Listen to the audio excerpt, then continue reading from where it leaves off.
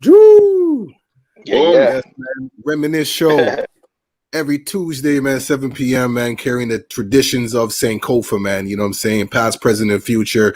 And always going back to, reminisce on the things that we may have forgotten that can push us forward, So that's how we always got to tie it in, keep it 100. That's how we doing, man. But this is a pleasure, man. We have like a special guest, man, as we can see, man. DJ Mike Stone is with us, man. Like, this is someone who I've known for a lot of years, probably over 20 years, easy. A mentor that I looked up to, coming up as a young person, man, just bouncing from programs to programs, community centers to community centers, and spending a lot of time in Parkdale, so much to the point where people thought I was from Parkdale, but I wasn't. I just hung out there a lot. You know what I mean? But we're going to get into some history first. But, as we always start off, man, we get a little check-in and whatnot. So, Bender, man, how you doing, man? How you feeling? I'm all right, man. I had some ups and downs, I going through a little Kanye West shit, 808s and heartbreaks. But, shout out to my lovers and my friends, my angels. The good days couldn't come without the bad days, and couldn't appreciate it back and forth. So to all my people out there that's loving and going through rough stuff with their partners in the pandemic, keep the spirit alive and just be good to each other in relationships. I'll put it like that. Word. Some sound advice, man. Yeah. Sound advice, man. Yo, Mike Stone, man, how you feeling, brother? Overall, I'm feeling great. I mean, there's always bad things happening. You know what I mean? Like, people passing and whatever the case may be. But you just gotta maintain, and keep a positive outlook. We all gotta go, so we just gotta live, right? True that. Yo, we all gotta go, so just live. I love that, man. And sometimes like we forget that, like life will always bring its dramas, problems, or whatever. But don't forget to live, though. You know what I'm saying? Yeah. Don't forget to live. I like that. I like that a lot, actually. Yeah, man. So how you doing, Logik? How are things in your world? Yeah, I mean things are good. I just feel like I'm just juggling a lot. I have my daughter here. I had both my daughters last week, and I brought my eldest back to Montreal. So it's almost like every time I bring her back, it's like going through like a mini breakup in a way. You know what I'm saying? Because it's like this connection, and then I have to like travel back. So it's always this weird like kind of emotions that I go through, man. But it's all good. I just continue to show effort and show my connection and whatnot, and we keep in contact through like FaceTime and stuff like that.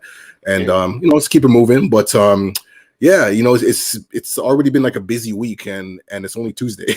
So I'm just like we just try to get through it, you know what I mean? But it's all for a good cause. I'm doing a lot of important work in the community, and motivating youths as usual, and just keep keeping it moving, man. But looking at the positive side and remembering to live, you know what I'm saying?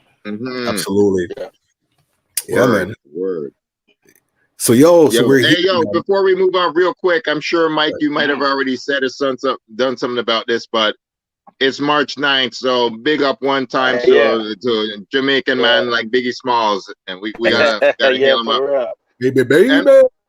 And for real, baby, for real. Somebody said something really interesting. Today marks officially Biggie has been dead as long as he has been alive. It's been 24 years since Biggie died. Wow. So man, like it's a really crazy. Interesting. Yeah, that's a crazy milestone right now. So we gotta glad that his memory ain't faded away, but it's still a fucking tragedy that man only lived 24 years. Indeed, man. Everyone got to go check out that Biggie documentary on Netflix. Proper, y'all. Definitely felt that. I haven't seen that yet. You haven't seen it yet? No, not yet. I'm not big on Netflix and all that stuff. Like I watch when I see it, but I don't really care when it comes out, right? My guy, yo. Yes, sir. But before we go into, I'll see it eventually. Yeah, man. Go ahead. No, I was gonna say like before we get into like some history, bit of like your story and just your connection to Toronto hip hop, because you're such a pillar, in the scene. Yo, let's talk about some of the things that's happened in the news, man. You know, like Coming to America came out. You know what I mean? Yeah. We got, you know, like I don't know. Did you get to see that? I know you're not really into Nah, streaming. I didn't watch it. No, you know what? I wasn't like big on it. Even like I was big on it coming out when they said it was gonna come out a few years ago, but it took so long for it to come out that I just like, okay, now it's finally coming out. Like, we're in a pandemic. I don't care. I would have went to the theater to watch it. You know what I mean? It's kind of like for me, the hype died down. You know what I mean? Fair But enough. I think I might just watch it. I might just watch it, but I'm not like, oh shit, it's out. Yeah. Are you a big Eddie Murphy fan? You're big on Eddie Murphy? I mean, I was like long time ago, like shoot, but then you know he kind of phased out. So it's like, you know what I mean? Like I was, not that I'm not anymore. It's just you move on with things, right? Like I'm laughing at people on social media more. So it's like, it's a whole different game right now when it comes to comedy, right? Yeah. Like maybe you can do some stuff, do something on social media. Yeah. To keep the momentum going. Very true, man. Eddie Murphy made this funny joke. Eddie Murphy is like, I just saw a quote he said a couple days ago. He's like, I'm 59 years old, man. I can't be doing nothing with Meg the Stallion on social media. But it's like, dog, like, no, why not? As long as the joke is written right, it's good, man. Like, exactly. Yo, Cardi B just did that thing with Mike Myers from Wayne's World. And like, yo, man, as long as like the thing makes sense, you make it like you create a good reason for the joke to exist. True. Yeah, things can go on. Yeah, but yeah, I mean, it's his own vibe. But yeah, I mean, quickly, let's touch on it because we did see it. So, we ain't gonna spoil it for you, Mike. No, it's okay. I'll take it as spoilers. I'm good with that. I mean, to be honest, like I didn't get to finish the film. Like, you know, I was watching it and I just kind of got kind of bored, man, to be very real, you know. There's some nice highlights to me, you know. I mean, I can start from the positive. Like, it was great to see, like, like black cast and just like, you know, like everybody from the original that was, you know, present there. It's pretty interesting. I really enjoy like the costume design, you know what I'm saying? Like, I really appreciated, you know, some of the like, you know, like African like elements. You know, I saw like the Lalabella cross and, you know, certain languages and scripture was present. You know, so there were some elements, you know what I mean, that I can definitely like, you know, salute, to give my hats off to. But then other stuff, I was just like, some of the jokes were just kind of dated, yo, and just didn't like you said, like, you know, it came out too late. You know what I mean? Like they even had you know when Eddie Murphy goes back to Queens and like they're in the barber shop and like those characters are still alive. Yeah. They came through and I'm like, wait a minute, hold on, man. Like technically they would have already passed by now. You know what I'm saying? Like, but it was cute. It was cute. Yeah, it was a cute thing to like kind of bring back because that was pretty epic. You know what I mean? Those characters and whatnot. But just certain things that I just felt just didn't really fly. You know what I mean? But I don't know. What's your take on it, Bender? Yo, you're absolutely right, Logik. First and foremost, those mans would be dead because they were old men back in the day 25 years ago before Eddie Murphy had his next son. Right. For sure. But the one good thing I will say about that, even though the jokes were sometimes offensive and ignorant, but sometimes they were actually kind of funny, I respected that Eddie and Arsenio did that thing where they were acting like 5 or 6 different people in the movie. That's their thing. So like, it's like, yeah, that's pretty good. But like the whole I agree with you. The costumes were on point. Rick Ross's mansion was on point. Wesley Snipes was looking ill. Teyana Taylor was looking ill. Like everybody, so I was happy to see Salt and Pepper even up in it. All these little cameos last night. That was ill. But the writing, the core of the movie, it came down to Kenya Barris is the one who wrote that movie. I was like, why is this movie so fucking whack with so many stale jokes? So I went and I was like, yo, it's Kenya Barris. Research? I did some research on who wrote Coming to America. And Kenya Barris is the man who wrote Blackish, Grownish, Mixedish, and he did a bunch of stuff with a bunch of like Kevin Hart movies and stuff. So and some ignorant, some like kind of really cliche mainstream Black American stuff. So I'm like, this man ain't writing like the funny shit right now. He did Girls Trip. and it's like girls trip is kind of fucked up. But anyway, yeah, man, it's good to have Eddie Murphy making movies, but he needs a better writer. Yeah. True indeed, man. Yeah, I've heard a lot of bad reviews. I mean, I've heard good stuff too, but it was like almost a 50-50 in terms of the response to the movie. What I've seen overall.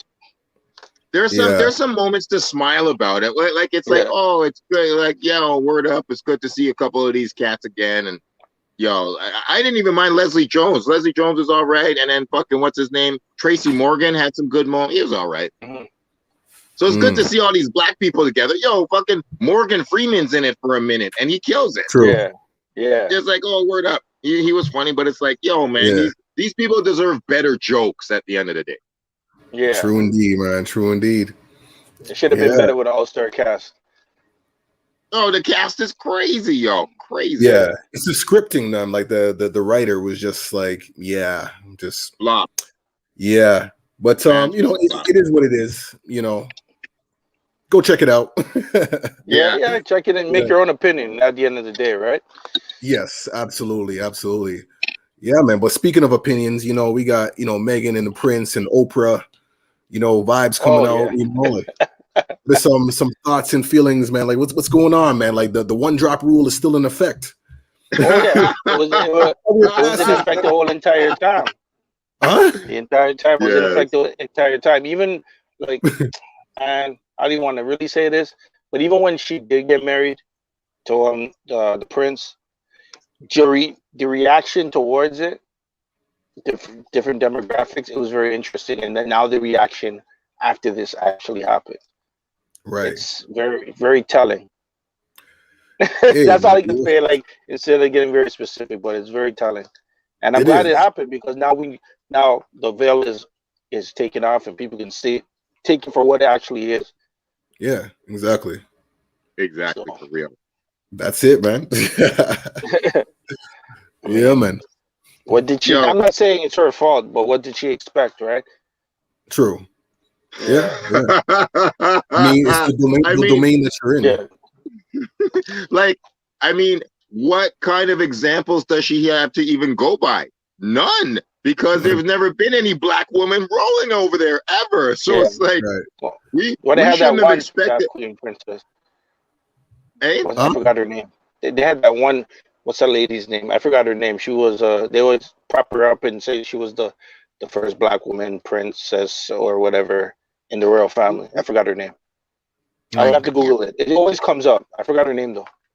Cool. They had a black woman get under the rug. Yeah. Really?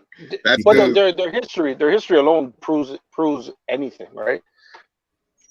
Maybe she was mesmerized by the fact that it's Prince and this, that, and the royal family, and she didn't really think about all of that going into it, and I don't blame her for that. Well, I mean, Harry's actually doing a pretty damn good job of like being like, yo, burn all this old white fucking bullshit, yo, and like. I mean, I guess his money's cut off. He doesn't really have to work for them anymore. He's like, they don't recognize him really as royalty anymore. They're like, yo, you're just like, we dash you away. And it's like, brethren, yo, dude, man. I mean, they're fuckery people anyways, but they're like super rich. So some people would be like, hey, man, we're going to roll with these rich people, even though they're slave masters and shit. But he's like, I rate him. I rate him. Word. He's doing his thing still.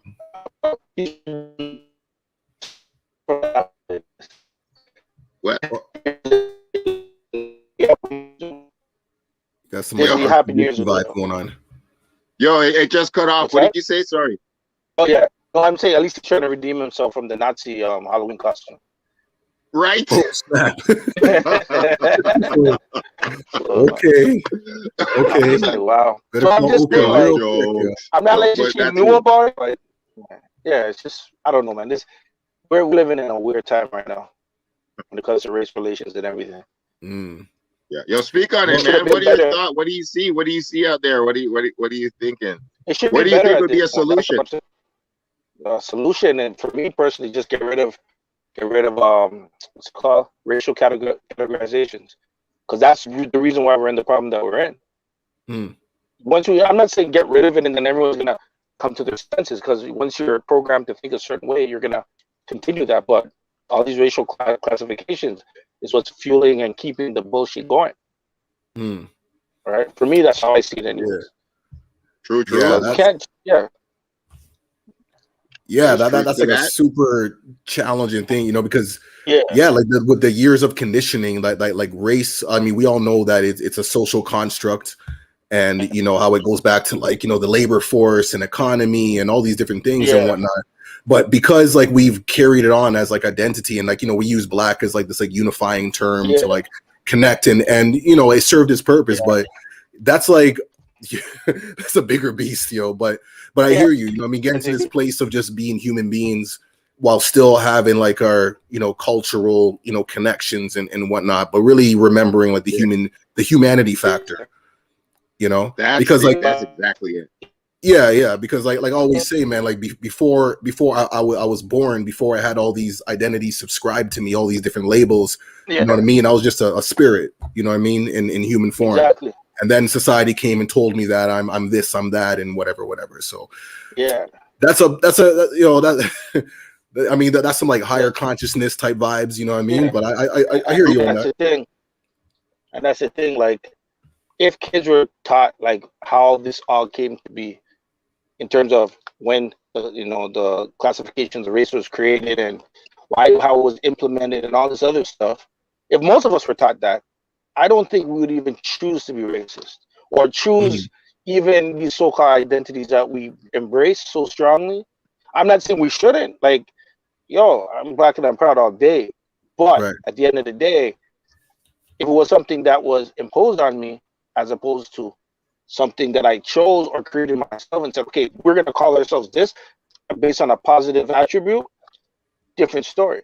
But we took something that was put on us on a negative attribute and made it positive. Like with hip hop, bad meaning good, not bad. You know, what's the song, Run DMC? Not bad meaning good. Bad meaning, not bad meaning bad, but bad meaning good. Yeah, and we're doing that. And but when people are starting to use the N-word in a so-called positive manner, we get mad at them because they don't understand how we use it, but they're looking at it, well, you use it all the time, so therefore it must be okay. But they don't understand the context. And then we get into all this bullshit over stage. Yeah. I mean, we got some technical difficulty. It's clipping a little. It's kind of glitchy though. Okay. But I mean that's a whole bigger topic. I mean, with the N-word, for me, it's just about like respect. You know what I mean? Like, you're in a certain domain, a certain culture. Just, you know what I mean? Have some respect. But that's a good segue into hip hop, because you're absolutely right. You know, through hip hop, we had the opportunity to choose our identity, our culture, and, you know, really express ourselves, you know, in manners that we feel. You know, I started doing hip hop when I was like 15, 16, and I feel like I met you around that time. You know, Mike Stone, like you were doing your thing, DJing, and I can't even remember specifically how I met you, as I think about it, but I know that you were connected to, like, you know, Parkdale and you know, the For Unity Productions and whatnot. But maybe you can give us like a quick like rundown of how you got into like DJing and like, you know, Toronto hip hop culture. What? Is this me or you? Hold up a second. Hold on a second. What's my thing running right now? Yeah, it's you, man. It's you. Should be running fine. You can hear me? Yeah. I don't know if it's my Wi-Fi or not. It seems to be running fine though. It's definitely you, man. Yeah. Let me try to switch this real quick. Let me just switch on another connection real quick. Here we go. Okay. See if we get that 5G network. Yeah. Quick shout out to Sandy and Colleen. Yo, I agree with you, Sandy. Yeah, the costume design was great. And Colleen, I don't know if you want to watch it. Some people are skipping it, some people are not. But better off watching like the original again. Like just watch that again. Can't go wrong with that. But even if you watch the sequel, you get a bunch of chunks of the original in that. They kept going back to it, man. Yeah. We good? Oh, that looks Yeah, clearer. it should be better now. It should be better now. Ah, there we go. Yeah. All right. So, like I was saying, man, like some of your history, man, like how did you get involved in the Toronto hip hop scene? 'Cause like I said, like when I met you, you were connected in Parkdale, Ford Unity Productions at Missouri Community Center, and then from there, I've seen you do all kinds of things. But let's talk about like your foundations, man. Like how did you get into the hip hop scene here in Toronto? Oh man, I don't even. Well, I'll put it like this. I used to live in Parkdale before you met me, but then I moved up to Oakwood and St. Clair and Vaughan Road, all those places. That was my ends. And I moved up there. I was there from '92 to about '97. Okay, right? That's what's up. And started doing a lot of house parties in that area. True. And I ended up meeting people like Paul Sakichan, the whole Dynasty crew through John. You know, remember John Brown? Of course. Hey, okay. Yeah. Paul Sakichan. Wow. Yeah. Okay. So when Rainbow and all those guys were doing their thing, and Kenny and the list goes on, right? The whole Oakwood crew, man. So you're down with Oakwood, like okay. Yeah, I didn't go to Oakwood. I went to West Toronto, but I met them via John Brown because we used to play basketball together and go to parties and stuff like that. And you know those guys, and it just meeting a lot of people. Okay. Like even the guys, you remember Bruno too used to hang out on the corner. So Bruno too, he put me on a lot of parties. So I met a lot of people just doing house parties and birthday parties, and then it just evolved to other stuff. Then I moved back to Parkdale, and at the time they started CPRK, which was like a local. They're trying to do a local radio station thing, and then that fizzled out. And Barbara still was there, and then she hit me up about continuing with the whole Unity thing. Okay. And that's kind of where it evolved at that point. But and then so in between all of that, yeah. You know, that makes sense though with the radio show, because I remember with For Uni Productions there was like all these like old like CDs and cassettes and all kinds of vinyl and thing. I'm like, what was here, yo? But, okay. So at the time of CPRK, Alok Sharma, DJ Kola, he was I think he was like teaching people how to DJ and all this other stuff. I linked up with him. And I remember getting records from him and stuff. I think he used to give me extra records and all this other stuff. And of course, he's tied in with Ramos and he's tied in with Click, and they were doing their thing. And it was just a chain reaction of just meeting a lot of people and being in the right places and the wrong places at the right time. Okay. Like literally, that's all it was. That's all it was. Because back then in Toronto, at the end of the day, if you're not outside and you're not participating in anything, even on the smallest scale, just being in the audience, you don't know what's going on. Facts. No social media, no nothing like that. Yo, I gotta ask, were you ever like an MC, or did you ever do anything besides what people know you for doing right now? I tried. I wouldn't say I started as a rapper. I mean, I always wanted to DJ, but not. Yeah. How do I explain it? But I was rapping at one point, and I tried, and I could freestyle, but I couldn't write. So I mean, I could write, but it took longer. And that freestyling was just off the head. I didn't care. And then I'm like, I wanted to write, and it was just too much of a struggle. So I just like, whatever. When was that? I don't really care. Did you record a couple joints? Like, no. I have written still from like back in the '90s that I still look at sometimes. I'm like, yo, maybe I should spit this for fun.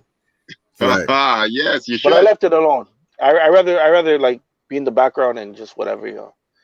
Okay. I respect that. I respect that. Yeah. Thanks for letting us know, though. That's cool. Yeah. That's deep, man. I mean, it's weird, man. People don't. Sorry, go ahead. That's what I'm saying, yo. Common's a break dancer, like Rakim was a DJ and producer. People don't know, like, yo, man. I see, like Nas used to fucking produce as well, like. He was actually he also did graffiti. He used to go by Kid Wave and shit like that. Like back in the days, we all used to do multiple things, which I know all three of us do more than just one thing in hip hop. Yeah, facts, but initially too, like as a kid, when I first moved to Parkdale, friggin' I think I was around 6 years old. Guys used to break dance in West Lodge Park, so that's like that was probably the first initial connection to hip hop. Okay. Yeah. So you started as a dancer. What's that? You started as a dancer. Is it probably I started as a kid just observing the older dudes. I wasn't I wouldn't say I was a break dancer. I was more like, okay, well, this is what we're doing because this is what we're doing. I'm watching them. I'm following what they're doing, right? True. And then True as indeed. it phased out, I kind of, what's that move where you go on your hands? It's almost like you're like a turtle. Yeah. Yeah, I remember trying to do that, and I was struggling to do it. I was You're like, like, I can't do this shit no more. I could do, right. what's it called, the windmill and the worm and all that other stuff, but I couldn't do that. And I was just like, nah, man, I can't. I'm done. Mm. Yo, that's wild, man. I want to keep it there in Parkdale. Yeah. At Mizeric with For Unity Hmm. Productions because Hmm. I always tell about like the I want to talk specifically about like the hype seminar and how that came about. Yeah. And for those who don't know, this was a festival thing that happened at the AGO Art Gallery of Ontario.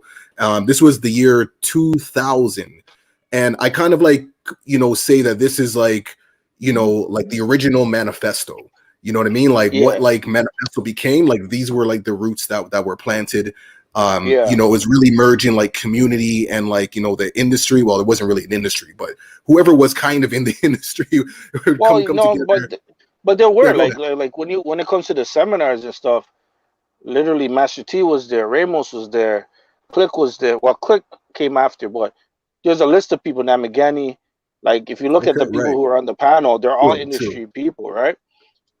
So that was an aspect that we wanted to add to it to like show people that there is an opportunity. There are people out there that are actually doing stuff, and you can do what they're doing eventually if you work hard, right? Indeed. And So like, how did that Yeah. come about? Like who, like like where would this idea and then the organizing? I know you're part of that. Uh, how do I start this one? Oh man, because for Unity, man, that's a different beast right there. Oh yeah, Um, what? how do I explain this? Well, we'll go back to Barbara. We'll go back to Barbara when not only when she hit me up and we kind of it grew, right? Right, Because me, Tisha, me and Tisha in the beginning at least, we were right. Shout out Tisha, yo. Shout out constantly Tisha. working on it for at least 6 months. Yeah, yeah. Big up to Tisha. Like we're solely working on it because most other people are working on video projects, Right. right? So, and that was hell. I mean, I was going to every radio station in the city. I was going, handing out flyers, doing all kinds of crazy shit. And big up to Calculus too, Patrick. Salute. Patrick calculus. really, yeah, Calculus. he put in a lot of work for like recruiting artists and all types of other stuff and getting the word out there. Yeah, he Um, was good at that. but I think what was happening was we were developing programming at the center, and between whatever connections we had and what we wanted, we had a vision to like do something bigger, and this is what I suggested. And the reason why I suggested is because growing up, reading through source magazines and shit, you're hearing about the showcases and the seminars in the States, and Okay. not really seeing that here. Now there were things here, like what's her name again? Honey Jam. They had their thing. I remember Right. even going there. Honey Jam is here, Just yeah. yeah, Yep. I remember Style going in there, progress. both just to see how they put it together. To be like, Right. okay, well here's an example. We can implement some of the things that they're doing here into that. Also, I know Saul Guy used to have something. I forgot the name of the conference or something similar to a seminar conference. He used Oh, to have For one. Of Real. course, he has Was W and all no. this For other Real stuff. was a show. But So For Real was the show, but I don't know if no, he also had the For Real conference. Mm. But I remember, yeah, you're right. Saul Guy did do it's for something as well. real. What? Yeah, yeah. It was. I think it was called Northern something, and I think it was at Ryerson. I would have to Okay. remember, but I'm just saying, like things like that weren't frequent in Toronto at all. It wasn't a Mm. frequent thing. It was there, but not. It Right. was scarce. And I'm like, yo, we need Okay. something like this, especially for the generation that was coming up. I think at the time I was like what 23. So anybody between Mm. like 15 and even younger till 30, or even like it depends where you want to cut it off. Right. There was nothing really what we were stepping into that was trying to catapult us to the next level. And if you look at it, for me anyways, between 2000 and 2010 or just before Drake blew, there was a lot of shit happening in the city. True. But why, outside of Drake, at the time at least, if you ask people about any artist that came out during that time, even the most popular artists, they have no idea who they are. Even though they had national play on much music, they were on radio. Their names don't like their names don't ring bells like the artists in the 90s. Right. And it's like nothing happened between 2000 and 2010.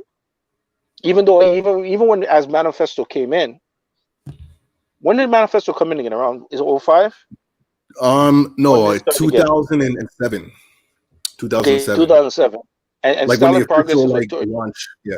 Yeah, and Style in Progress was 2003.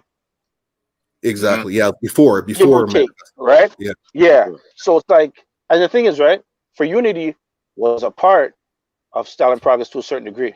Because I remember when even Mackenzie, I don't know if everybody remembers Mackenzie. Yeah. When he was more involved with For Unity, I know he was working with Style in Progress. And then in Jamie, forgot her name, the breakdance girl. I don't want to call her. Yeah, I know Jamie. Driving. Yeah. I remember when Manifesto was starting, she told me to come to City Hall, to come to the meeting. I was like, I'm not interested. I wasn't interested only because of what happened with For Unity. What happened with For Unity? I'm like, I don't want to put myself through the same headache. You know what I mean? Like, I really experienced that. I'm like, nah, it's not worth it for me. It's like, as much as I want to help, it's like, okay, well, this is what happened, and I'm gonna go to another city. Like, remember, she wasn't a part of For Unity, but she was a part of Hype. Right. So her experience is not the same as mine. Right. So I'm like, whatever. It's gonna be like everything else, and I'm not interested. But I'm glad what Manifesto has done. I'm glad what Remix Project has done, because that was our visions as well. And I remember even knowing Gavin from back then when he was at Lakeshore, where this was a collective vision. That's why. Yeah. So remember the other day, and I asked you, I'm like, yo, I didn't know all these programs are all working together when I did that event with you, or those few events. I had no idea. I'm like, oh shit, they were all working together at that point. And I'm like, this was the vision. This was the vision, and it happened regardless. After I left, it still happened. Theology 3 got involved. True. I can't list how many other people got involved, but so many people got involved with, For Unity afterwards, which is dope. Right. Because I've seen it built avenues for so many people. Right. It did. Now, the internal BS is why I was like, yo, I don't give up about none of this. Yeah. Personally, I'm like, this is for the people and this is for the communities. This internal BS is not worth it, man. It's just not. Yeah. There's people that need this. This is why we're doing it. We're doing it for the people who need it. Right? We're trying to stop crime and do all this stuff. We can't stop crime if we were fighting from within. And you don't understand, like, no disrespect to anyone who's not from the neighborhood or not from the hood or whatever the case may be. But when you come into these spaces, you gotta understand or try to understand what's going on. Yeah. You have to. You want, you know what I mean? Like, or you're just not supposed to be here. You're not supposed to be getting that check. When somebody else who's more qualified should be working here, doing what you're doing. Who understands the community and cares to understand the community. Super facts right there. Because I'm like, that's so real. Because all this shit that's happening right now in the city probably shouldn't be happening. If programs like this, I'm not saying they're not successful, but they could have been more successful and helped out a lot more people. Like how the Remix that's the bottom line is doing. Yeah. No, I can agree to that, man. 100%. Yeah, man. So for you, like what happened like after For you? I know you were working with like Freddie Fame and doing some things and. Well, this is the. How do I explain this one? So okay, I know Freddie from high school. Freddie from high school, but we didn't know each other like that, right? And then Freddie, Freddie was doing parties with you remember Mishka? Oh yeah, you remember Mishka from Oakwood? They started doing parties, and I went to the parties, DJ'd one or two of them, whatever. And then I've always known Freddie from here and there. And then one time he told me he was gonna start doing these events. I'm like, this is our 04, and I remember and he's telling me, and I'm like, okay, we'll see what you're gonna do. Literally, and he, as he says, I would call him maybe once a week and be like, yo, what's up? What's going on? Right. But in my head, I'm like, fuck, people talk too much in the city. I don't even care. Right. You know what I mean? And oh, it's not ready yet. It's not ready yet. And I got to a point where I'm like, I don't even care no more. Like, no, it's no disrespect to Freddie. It was more like, oh, well, I already went through the experience with For Unity. I don't care. Like, it's whatever, man. Like, whatever's gonna happen is happen. Yeah. Then he called me up and he's like, yo, we're doing it. And I'm like, all right, cool. And I did not think that's from, was it September? No, I forgot the date of the original show. I wasn't even at the original show. But from that show until like literally now, I didn't think we'd be rocking that long. Yeah, doing consistent. events and never thought of it. Never, ever, ever, ever. Word. That alone, there should be a Freddie Fame movie of what Freddie has done and whatever the case may be. That's his own little piece. We're gonna get him next on this, man. We don't, no doubt, man. No doubt. No doubt. Yeah. We gotta do a Freddie. You gotta do a Freddie talk. Because like whether you love him or hate him, he like I'm not putting him on the level of Puffy, but in a certain aspect, Freddie Fame for sure can be mentioned along all the great hip hop hustlers and like non-rapping, even though I know he does a little tiny bit of music recently, but he's, you know, mostly a business minded dude. And like for what we have in Toronto, same way there's like hustlers in New York, like a Drew Hoff for Duck Down or Puffy for Bad Boy. Like man's put in work in the street trying to like put on showcases and stuff for the community and for the hip hop. Whether you love him or hate him, I've had good experiences with Freddie. I've had bad experiences with Freddie, and I know there's a lot of people who like have had only bad, and there's some people who've had only good. And it's like, yo, no matter what, you don't gotta like him, but you gotta respect him as far as working in Toronto hip hop. And I'll put it like this: like, as I said, like you say 2000 to 2010, a lot of people are not even mentioned. But when it comes to like Freddie or Apple, or even what's stolen from Africa, like there are certain entities that were developed during that time that are still around right now. That are, I'm not saying more or less relevant than any artist. I'm just saying that these artists should have got the support they deserved. True. Right? Like there's an interview with Big C talking about how the Canadian music industry. Well, it's not that he said it failed urban music, but we know that's what it had, what it did. Yeah, no, and even at this point right now, with some of the top artists in the world, the Canadian music industry is still dragging its feet. Yeah, still when it should be taking care of the talent. Yeah, still dragging its feet. So it wasn't that we didn't have. It's not that we didn't have the demographic or the amount of people and all this other bullshit. Is that you weren't interested in black music? You weren't interested. You didn't think it. Yeah, and that's it.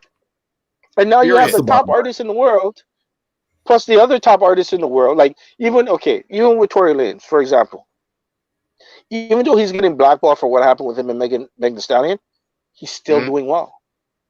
So, as a Canadian artist doing well without even support, come on, man. Canadian music industry, what are you really doing?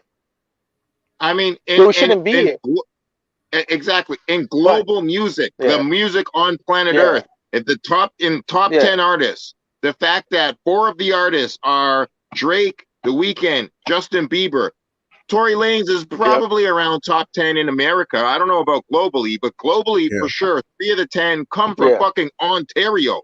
What's wrong with you people? And it's like not even that.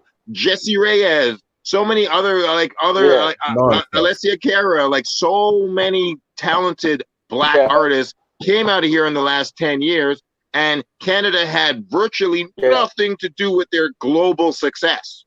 They're doing world tours, and it's like, yo, Canadian industry, you dropped the ball in the 90s on Socrates and Cardinal, and you dropped the ball in the 2010s on Drake and fucking even Justin Bieber. Justin Bieber got signed by fucking Usher. What's wrong with y'all? Y'all don't see nobody. You don't see white talent. You don't see black talent. Like, you don't see anybody that has any association with black music. It's like, fuck y'all. All these, just like we're talking about the community center, dude. All these people at these labels should be fucking out, and it should be us at the labels being like, dogs, we know how to do this job better. What's wrong with these fucking Canadian labels? Sorry, go on, Mike. You have to let it out, man. Let it out. We're getting rid of our Yeah, you have to. You have to. You have to, because at the end of the day, think about it. Past 20 years, we've seen this. Like literally, when I met Addy, we didn't know each other well. It was at Trebas. I don't even think Addy Yo, remembers that. yeah, okay. That is where it began. Yeah, that's yes. what. Yeah, right. So it's like which was we 97. all. I remember there was a point. There was a point. I don't know if, because I went to Trebas like 3 times because I had to drop out because of economics, right? Yes. And I don't know if Addy remembers this, or if there was a point where I remember, from what, I don't know if it's the same time, where it was me, Addy, Bishop. There's a promoter, not Aaron Hastings, I forgot his name, Adrian. All these people that done big things. Remember Adrian? Yes. Yeah, Yes, I remember he's a huge Adrian. promoter in the city. Huge promoter in the city. And there's a whole bunch of other people that I'm either still connected with, who've done great things. We're all in that class. Regardless if they stayed, dropped out, continued or not, they all went on to do big things. I remember a teacher saying, I was rock teacher, oh, no one's going to want to hear a dude from Canada rap about whatever. But if that's true, then Drake wouldn't exist. Yeah. Drake wouldn't have existed. They wouldn't have tried to get my That was show. 97. Yeah. That was 97. That was way before any, like fucking three generations ago, man. Yeah. People couldn't perceive none of this. Yeah. And Stokes was there too. Remember when Stokes, were you there when Stokes was there? Yeah. So all of us who didn't even really know each other, who've gone on to either know each other or have done great things or whatever, we're all literally in the same classes, rubbing shoulders with each other, not even technically networking with each other. No, but just so we were in the game then. That was 97, and we're still in the game now. Yeah, 2021. You know what I mean? So it's like, and then I go back in 2001. I only finished. The people I went to school with then, I don't know what they did, except for Manny. He was on Much Music. He was the videographer. Right. Remember the brother Manny? But I remember, man. I used to see Manny lives on my street. Yeah. Manny lives on my street, like short, quiet brother. But he went to Trebas. Okay. Yeah, he went to Trebas around 2001 time. Okay, that's tight. There's other people, but I mean, like at that time, like it wasn't as classic as the time that we went. And the whole fact that at the time Gadget was producing all these great records in the basement. I was going to mention that. Yeah. You know what I mean? Yeah, because I keep hearing about Trebas and Gadget being in there. Yeah. Yo, Gadget would have us in Audio Flex. Like, we wouldn't actually be mixing records, but we would be hearing and like seeing the mix down of Cardi and Socrates and Chocolate records from like their 12-inch records and fucking like early times from right around Chocolate Ice Cold and a bunch of those Cardi indie records and shit that he put out. We'd just be like in there listening to them. And Gord would be here teaching us. But yeah, man, like that's where Gadget got his like that's OG dope, Gadget status. Yeah. So like for those who know, like Gadget is like the mastermind, behind like the engineering and mastering of like a lot of like Drake's records, if not all of them. I feel like once like 40 does it, he sends it over to Gadget and he handles it. So he's pretty much mastered like all of like Canadian hip hop. It seems like has passed through his doors or something like that. You know what I mean? So he's like the godfather of like mastering. And it's crazy. And it's crazy, like when we go back to your question, like how did I get involved with this whole hip hop thing? I didn't even think of Trebas. I only thought about it in connection with Adi, because that's why I met him. But I'm like, that was segue.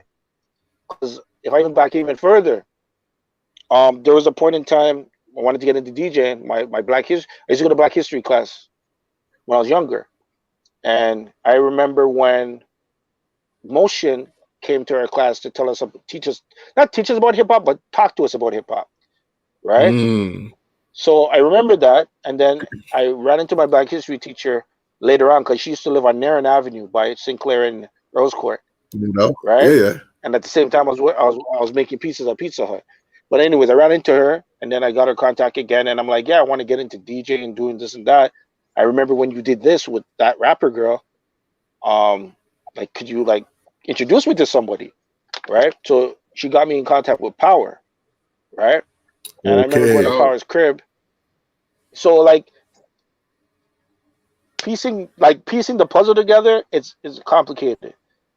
Even when I was Toronto, right? And this is connected with Power. Well, I used to go to West Toronto, and Cardi used to go to West Toronto at that time. Cardi like lived 5 minutes away from me when I was on Winnett. But me and Cardi weren't that cool, whatever. But his boy named Paul. Me and him used to always talk about production and equipment and whatever the case may be. But I remember being at Power's house, and he was playing me a song or off a mixtape or whatever, and it was Cardi, but it wasn't Cardi, because I'm listening like, yo, who's this? He's like, it's Kool-Aid, guy named Kool-Aid. Yes. I'm like, yo, that guy goes to my school. I'm like, that guy goes to my school. Like, I see that guy perform in the auditorium. So the connection to hip hop for me in Toronto, it's just been fluid. It's never been like so organic. Yeah. Like, so from knee high you're breakdancing. So when you get to a certain point, you're experimenting with music. Then you decide I'm going to go to school. Then you connect this person, that person, and by chance CPRK opens up, and then this happens. It was never like really.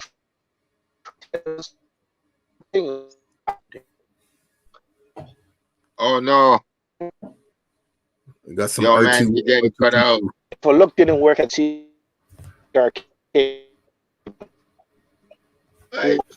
we like Mike, your jewels are getting dropped. As my kids would say, man, you sounding kind of glitchy right now. Then, and that's Mike, hold up, it's cutting off again. You glitchy, man. You're glitchy. Okay, it dropped again. Yeah, the last like 30 seconds got cut off. What do you say? Your last 30 seconds got cut off. Oh shit. Damn. Well, either way, man, that's a pretty cool organic connection, and that's kind of how I feel like my introduction into hip hop in Toronto. It's been very like fluid and just seamless, like this path, just naturally on, and all these different intersections. Hello, Hopefully it's working. And I hate this internet crap, but anyways. But it's okay though, man. Like, you know, you're definitely giving us like, you know, some really cool perspectives. Real quick, because I know like we're kind of running out of time, man. I'm curious to know like what are some of your favorite venues that you DJ that may not even exist today anymore. Oh man. Well, some of the buildings exist, but the names have changed. Okay. I'll say the ones that don't exist. Well, Big Bop. Okay, that's like that's a bathroom queen. That was like one of our temples at one point for hip hop in Toronto at that current time, right? Government. Yes. Almost every club in the club district. Speak on club district, man. Shoot. Joker, Fluid, yeah. Home, Tonic. System soundbar. Soundbar, yeah. The list goes on, man. The list goes on with this. That's like again, even that history is not really remembered in terms of how pivotal it was for Toronto hip hop. Right. Like, okay, even like when you and Empire and all these guys were selling CDs in the streets, people don't understand that was a part of the history of Toronto hip hop. Help build it up in that time frame. You know what I mean? Yep. So it's like a lot of like I feel like there should be some type of a documentary between that decade because it's rarely mentioned. A lot of people don't know about it. It is documented, but it's not. Right. There's so much stuff that happened that doesn't even exist today. Right. People are happy. People are happy to get on the float the Toronto takeover thing, which is only an hour a day. But there was Public Bounce. You know what I mean? There was all these dope radio shows that was happening. Exactly. And I'm not taking anything from Flow. I'm even disappointed in Flow since they started. Honestly, like they kind of turned their back on the community. They did. Not really hip hop initially, but they weren't really vouching for other forms of urban music outside of hip hop and R&B. And then they finally turned on hip hop and kind of said, okay, we're gonna go pop and forget you. And then had to run back to hip hop because it's the number one selling music in the planet. And then just like like I said, I remember that's another thing. I remember this is the whole Oakwood Sinclair thing. I remember when Milestone Communications was just above where the Max is right now. Yeah. It used to be a Canada Trust, and they were upstairs. Yes. And I remember running around for getting like signatures for people to say they want a black radio station. Wow. Yeah, but again, if I didn't live in that area, I wouldn't have known, and I wouldn't have had that interaction. So for those fighters just living in that area, a lot. Sunshine with their store down the street in the Marina Hall, Hungarian Hall, Hungarian Hall. All those street places. There used to be parties on a regular. Okay. And then house parties on top of it. So it's just like there's so much things you could do in that area. You're just giving me like mad like memories and stuff like that, bringing it all back. And this just goes back to like my confirmation, just how epic like the St. Clair Oakwood area, that whole like, you know, Oakwood Village, however you want to call it, like is just so instrumental to culture and hip hop. And this is like a great like alley, because we're gonna have motion featured on like, you know, in a couple weeks from now. But I'm definitely gonna have like this like Oakwood like segments, you know what I mean? Because I always bring up Oakwood, but now you're just reminding me. I forgot about the Hungarian Cultural Center. Yeah, because they did hold us down. One of the first music videos I've ever seen anyone produce was Rockstone. Remember, you know Rockstone? He's from Oakland. No. Yeah. Well, he was. Remember him, right? I haven't heard that name in so long. Rockstone. Yes, I do vaguely remember him. Please. So at you know Graham Park? Yeah. Used to play ball there, whatever, and started making a music video. I remember the year. I moved there in 92, and I didn't really do anything around there like 93, like getting to know people. So I could have been shot the video. Oh man, got R2D2, man. Yeah. Oh shit, man! I don't know what's going on with this. I'm sorry, Mike. It's all good, man. You know, but that's what it is, man. As we reminisce, man. Like, no, those are some good memories and throwbacks, and just letting people know that, like, you know, there was a whole history of hip hop and just foundations before Drake. You know, like the history is deep, and you're right. Like all these different intersections, like the club district, like the selling CDs on the street, and the house parties and these venues, like the Hungarian Cultural Center. Like we need to like I need to like learn more about that kind of connection. You know what I'm saying? Like they open up the doors for hip hop. You understand? So shout out the Hungarian community. You know what I'm saying, for giving us that space. There used to be some like between those three banquet halls, which are literally like 5 minutes walking distance from each other. Some of the biggest parties in Toronto at the time were being held there. Oh man, like St. Clair West, yo. And it's funny, like St. Clair, Oakwood, Havana, and those places don't get the recognition. No, people don't even mention them in songs. I think Cardi made a mention it maybe once or twice. Yeah, but really, I remember there's a point he was living up there. It was a point he was actually living up there, because literally I used to see Cardi every day. Like he used to live across the street from me, man. Like I used to see Cardinal all the time. Yeah. So where were you living in those days? Because I remember he used to live on a street called, is it Earnsdale or some shit like that? Earlsdale. I lived on Earlsdale, exactly. So like Winona and Earlsdale, it was like the streets, and I lived like in the like the duplex or whatever, like just across the street from, like literally right across. So I literally lived on the street from you, and I didn't even know that the whole time. That's crazy. I was at Winnett. I was at Winnett.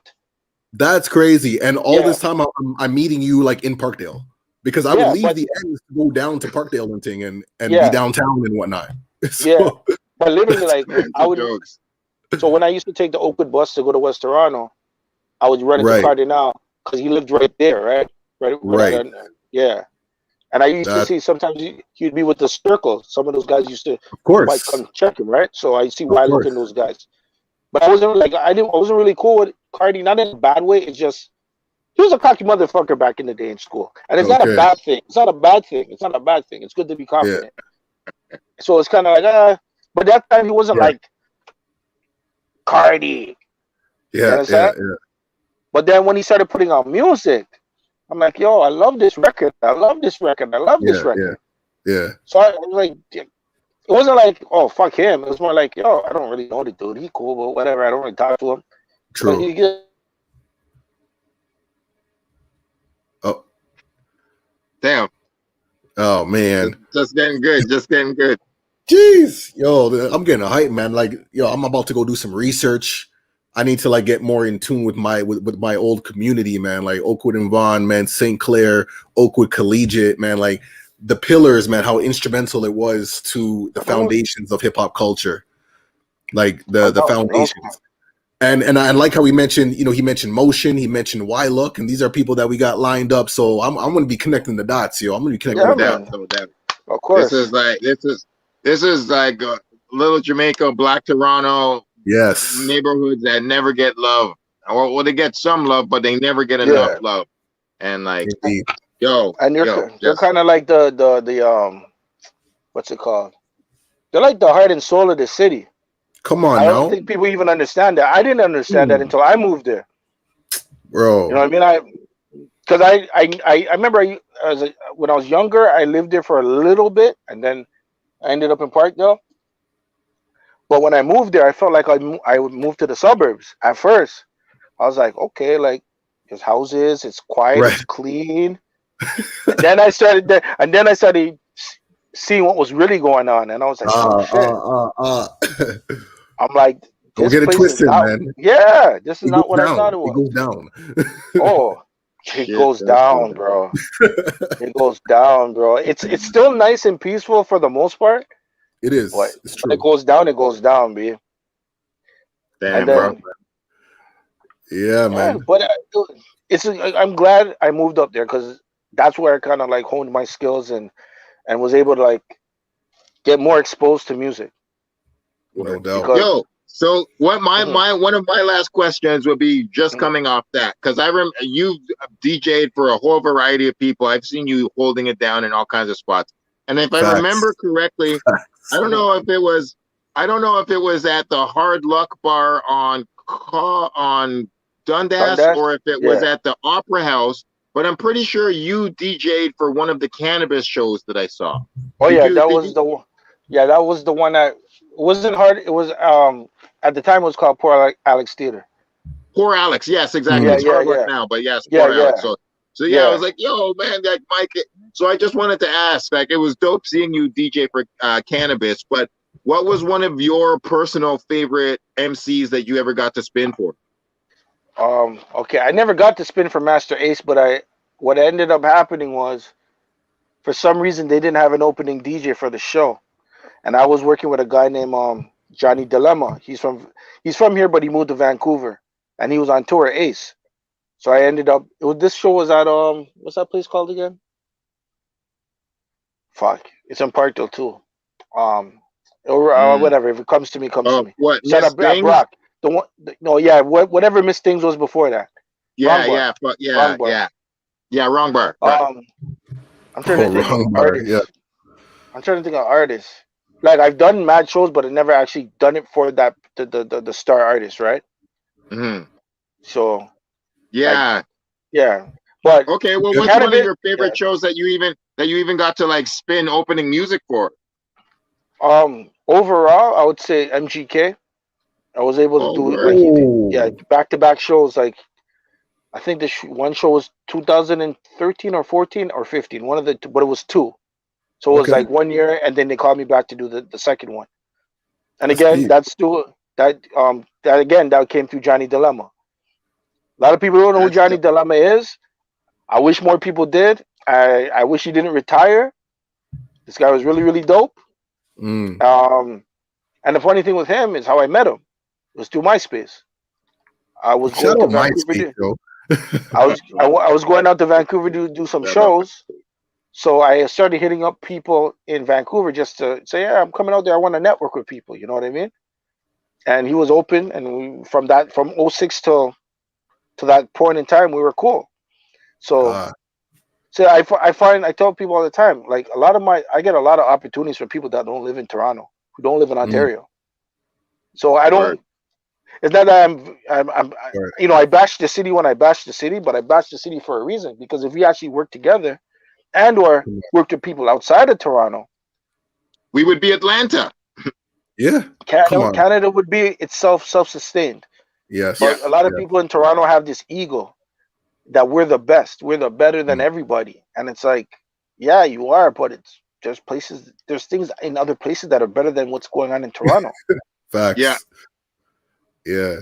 So, yo, man, that just even you saying this kind of reminds me of just some of my foundation, because exactly how you're talking now, like you've always been this dude, you know what I mean? You've always had that vision and whatnot, and I really feel that a lot of those teachings that I learned from you as a youth is why I'm doing what I'm doing now. You know what I mean? Like really having this like collaborative like mindset and really finding the ways to intersect and connect with people. You know what I mean? Because we can't do it on our own. You know what I mean? Like we're always stronger together. And there's abundance. There's enough for every crew and every organization or whatever you want to call it to still be its own thing, but we can still do our thing together. You know? Exactly. Like even look at for unity in terms of yourself, Nemesis, at the time when he was doing a co-op program too.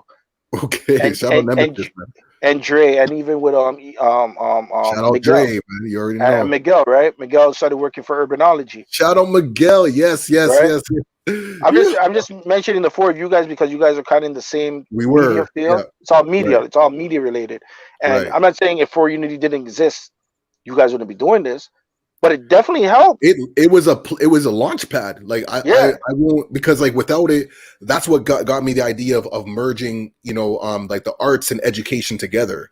It was like through those foundations. I wouldn't have had those ideas. Like I didn't have a direction when I was young. You know what I mean? I was kind of floating around, but being around you guys in those scenarios really gave me. I'm like, okay, hold on, this is a thing. We can do something with this. Yeah, and that's the whole thing. Like when you got like guys like Doug Ford, and Rob Ford at the time, saying we don't need thug hug programs. I'm like, well, this is why you have the problems in the city today and for the past 10 some odd years. Because if you were able to lead these guys in the right direction, they wouldn't have to do all that BS. And guess what? And we got the stats and we got the programs and we got the reports to back it all the way up. Yeah. You know what I mean? So it's everything. Yeah. Because that's what we're doing right now. That's exactly why. Yeah, that's exactly why we do programs. You know what I mean? From the foundations that I experience, I know the value in it and creating opportunities for people to find themselves and develop their skills and talents and then build something, Yeah, and that's what going back to hype, that was kind of the thing. Like the thing was called helping young people excel. You know what I mean? Simple. Mm-hmm. Simple as that. And and at the end of the day, it's like whether it's the government cutting funding or people sabotaging stuff internally, at the end of the day, the only people that suffer are the people that need it. Exactly. Because there was a point. There's people at the time with For Unity, people were coming from all over the city to Parkdale to this one spot. And like you're traveling all the way from Malvern to come down here for this? That means there's a need for this. Because why would someone travel that far for something like this? Yeah. That shit is so real, yo. I love every program. Yeah, like I let Vaughn and Oakwood to come hang out in Parkdale because we didn't have programs in Vaughn and Oakwood. Yeah. So even though for me, like Vaughn and Oakwood, what I experienced through house parties and stuff, that was the program. That was the community centers. Yeah, but it wasn't funded by the government. It wasn't, you know what I mean? Yeah. Whatever the case may be, like, but that was a programming. It just wasn't True. It wasn't official promoting to the community. Say, hey, you can come here and learn this and learn that. Right. All right. So that facts, yo. Well, yo, DJ Mike Stone, man, appreciate you for coming through, man. Sharing your knowledge and wisdom, man. Always, man. Yo, always a pleasure. History, dog. Hopefully we can, if you're open to it, man, we want to revisit some of this history later on in the year, man, because there's so much. I really love how you put it, man. Actually, as far as like there's a whole Like, it's true, and we all know it, but the pre-Drake generation, the whole landscape that set up Drake to fucking just walk in and just do whatever he wanted, and for Lil Wayne to discover him so easy, it's like, yo, it's because Drake had a whole city and generation here to learn from and build off, and we like, yo, we like, there was reasons why they could have picked Drake, they could have picked like a 10 artist from the city at that time to be like, yo, what the fuck is going on in Toronto? There's so much dopeness there. It's like, yo, that's right. And I mean, Lil Wayne wasn't the only one. Like Boot Camp Click picked up what's his name? Promise. Fresco. Oh, he did too? Yeah, Ras Fresco too. There were so many people just picking artists. I thought I wish it worked out with Raekwon and JD Era and stuff like that. And like cool. There were so many things. It was like, yo, there was so much talent at that time, and like not everything worked out. Some did, some didn't. But the point was, there was something special happening here that's never been really documented. So like, and I mean, like, through whatever happened with Hype, whatever happened with Style in Progress, whatever happened with Manifesto, those three there's other things too, but those three things alone kind of sums up what was happening. If properly, like, saying, okay, this is what happened and this is right, but there's so much stuff that happened. It was a beautiful moment in time, but at the same time, it's like the fact that it's forgotten. Yeah, and we can't, man. And that's the whole point of Reminisce. You know what I mean? That's especially when you don't saying Kofa, yo. You know what I mean? We have to go back and remember like these missing pieces so that we can prevent it from happening, moving forward. Like one of the most memorable things to some people is the real Toronto.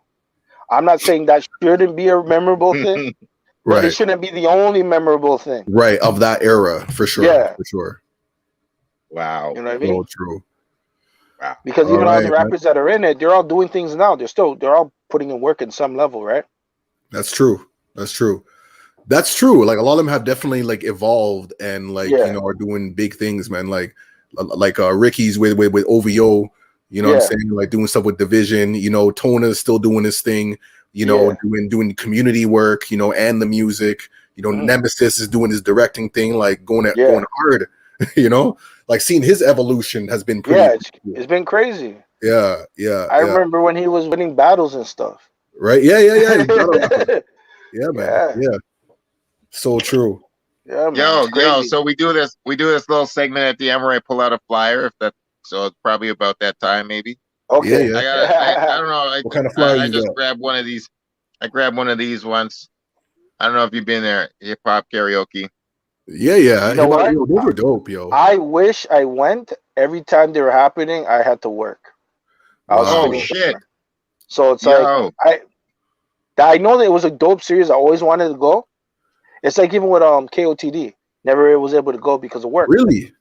Yeah, I missed a lot of stuff because of gigs. So it's like Yeah, I know Bender. We've been to a couple of King of the Dot, man, including the one that where Drake made an appearance and he was hanging out and stuff. And yeah, man. But you know the evolution of that is just like it's good to see. It is, yeah. Because when it comes to battle rap, the first thing that comes out of anybody's mouth is KOTD. Not even URL, not even the other ones. They mention KOTD first. Right. No, they went hard, man. Yeah. Yeah. Oh, I did probably a good 10 years watching it go from. I actually went to some of the original KOTD battles that were right beside Eaton Center in the fucking parking lot in the abandoned lots. Literally no venue, just like 20 white dudes standing in a circle on Yonge Street, fucking with beers and shit, fucking screaming words at each other when fucking security guards come out and be like, "There's too many young hip hoppers gathered in one spot. Disperse." and then you move to and then it's the Blue Moon down on Queen Street East. Yeah. And then move to XS and all the venues. Yeah. I mean, it just kept I'm growing sure that you remember something that I growing. don't, but yeah, man, it really grew. It's so nice to see Method Man big it up and see Sharon on fucking Wildin' Out and all these crazy levels it's gone to. And Organics in Los Angeles, and I think Organic does more events in Los Angeles and in Oakland than he does even here anymore, which is like that's just success. Like right. Well, he's a big Raiders fan, so it worked in his favor. Yeah, no doubt. That's true. Yo. But I remember Word, too, they used to do stuff at a place called Vega Lounge on Right. Dundas and Kiel, and I used to live at Dundas and Kiel. Okay. And it's like I could never go to the show because I had to work. Damn. Hardworking DJ, yo. But it's like 5 minutes from my crib. 5 minutes from my crib, and I can't Word. go. Damn, bro. It is what it is, though. But I'm you know. But still out here, man. Still here. Still moving strong. You know what I mean? If people want to find out, you know, some of your mixes, or I know you're doing some lives and mixes and whatnot. Like where can people find that? Shoot. I would just say Google. Just Google my name and shit, and whatever comes up because like I don't have any recent mixes. I mean, most of my mixes are at this point not old, but they're classic. But yeah, you can hit on my Twitch, I guess, twitch.tv/Mike Stone. Okay. And yeah, that's where I do my lives, and sometimes I do it on IG, sometimes, you know, Facebook, whatever doesn't fall apart. Whatever you feel, yeah. Yeah. Well, yeah, Twitch is probably going to be the main home until things change. Okay. All right, All right. Yo, I want to give a quick shout out to all our watchers, Colleen and Sandy and Kwame. Thank you, everybody watching in. People tuned in this week, and so glad anybody who gives a fuck about DJs and DJ culture and the fact that Toronto has the best DJs in the fucking world. That shit is real.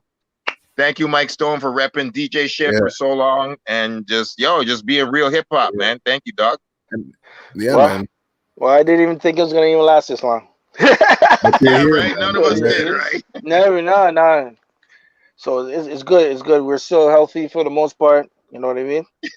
Absolutely, man. You know what I mean? All right, man. Give thanks. Word. Yeah. All right, man. Yo, thanks for reminiscing with us, Mike, man. Yeah, yo, man. good Respect, looking man. out, dog.